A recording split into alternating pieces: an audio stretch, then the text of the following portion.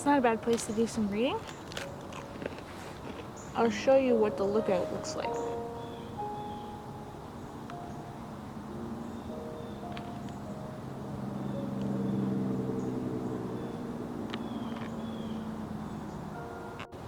So, I brought 2 books with me today. I'm gonna finish my bite.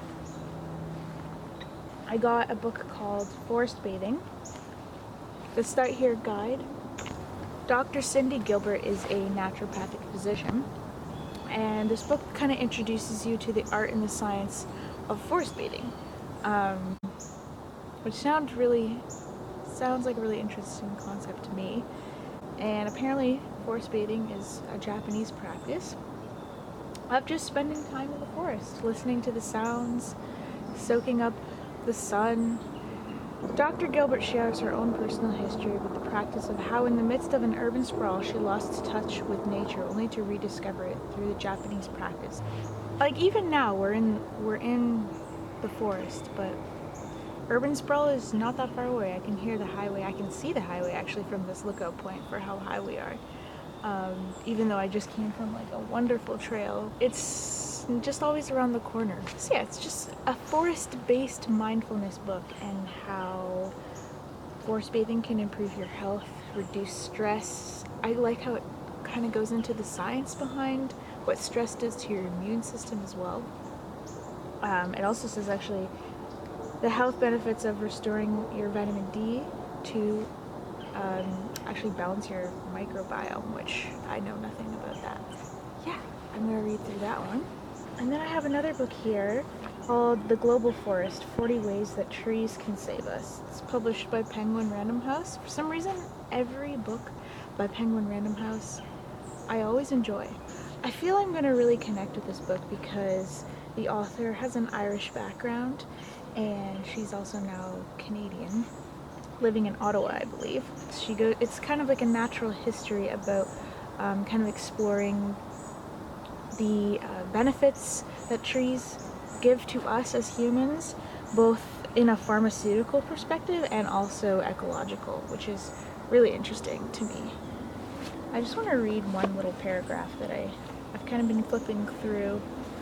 The place I feel most at home is in the coniferous forest of the Great Lakes region on the Canadian Shield.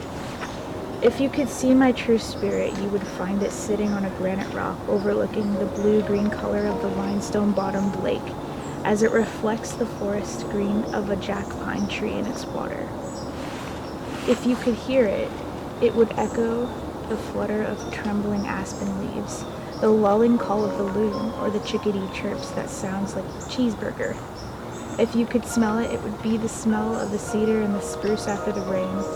If you could taste it, it would be the refreshment of a winter green and the tartness of wild blueberry. If you want to find me, I'll be in the forest. I feel like fall is becoming one of my favorite seasons because it's a season that reminds us to live in the present. You'll be going along with your day in the midst of the summer heat, and then all of a sudden, one day, the temperature drops and the wind picks up. And it's a reminder that it's a season of change, that things don't always stay stagnant or the same, that things are always changing, and if you are asleep to it, you'll miss summer, you'll miss the season, and then you're into another one, and then it reminds you that you're gonna be in winter for a while. And it's kind of the yin and yang. I like seasons. They remind us to enjoy the one currently and to not let it pass by, because you're gonna have to wait a while for spring to roll around again and till you'll see green leaves again, and you might not be able to enjoy the sun as much more. Nothing in nature is ever really dry. Everything is always just damp. My butt is getting wet sitting on this. A chat about climate change, 71. So my main interest in trees is how forests are going to help us combat climate change. A suit for sustainability, the paranormal. Oh, wait, okay. I'm flipping to that.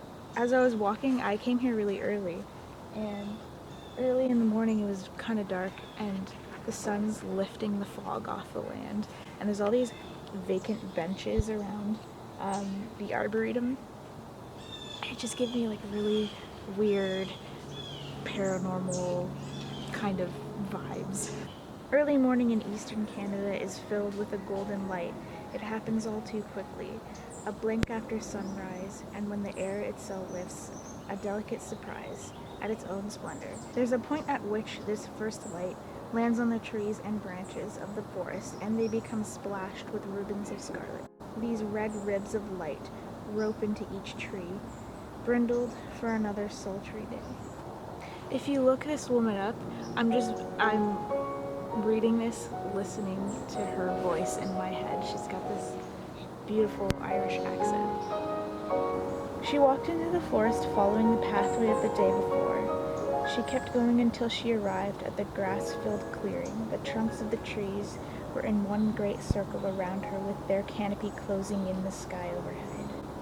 Some trunks were flat and squat, others were more slender. Absolutely beautiful hawk just flew up and over me.